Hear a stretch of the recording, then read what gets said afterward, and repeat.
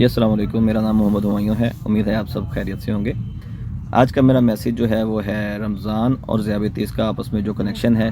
तो उसमें सबसे पहले मैं ये मैसेज देना चाहूँगा कि जो ज़ियाबतीस के पेशेंट हैं, एज़ ए मुस्लिम हम सब मर्द और औरतों की ये ख्वाहिश होती है कि हम रोज़े रख सकें। तो रोज़े रखने का इन्हिसार इस चीज़ पे होता है कि हमारा शुगर पे कंट्रोल और इलाज किस तरह चल रहा है। तो अगर आपका मुआलिज जो है वो ज़ियाबतीस के बारे में अगर आपको अलाउ करता है, तो वो कौन सी चंद बातें हैं जिनके बारे में ख्याल रखते हुए हम रोज़ा रख सकते हैं। तो सबसे पहले मैं ये बताना चाहूँगा कि रोज़ा किन लोगों के लिए ख़तरनाक है। ऐसे लोग जिनकी शुगर या ज़ियाबतीस काबू में ना रहती हो, उनके लिए, हामला ख़वातीन जिनको शुगर का या ज़ियाबतीस का मर्ज़ लाहक हो उनके लिए, ऐसे लोग जिनके गुर्दे, आँखें या असाब शुगर की वजह से मुतासर हो चुके हैं, उनके लिए रोज़ा ख़तरनाक है। तो दौरान रोज़ा क्या क्या चीज़ें ज़रूरी हैं, उस बारे में ये बताना चाहूँगा कि आपके जो ब्लड में शुगर की मिक़दार है वो 80 mg पर डेसीलीटर से अगर कम है तो वो आपको रोज़ा खोलना ज़रूरी है।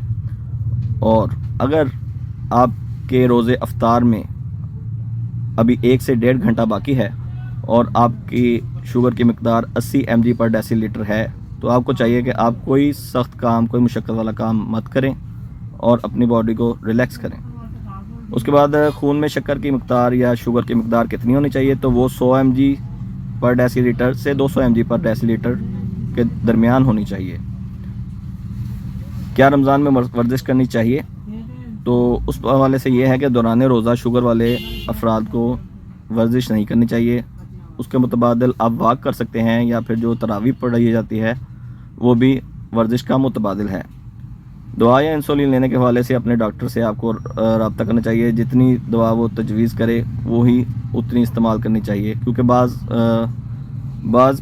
पेशेंट्स में देखा गया है कि वो अपने हिसाब से एडजस्टमेंट कर तो लेते हैं पर वो इस तरह ख़तरनाक हो सकता है।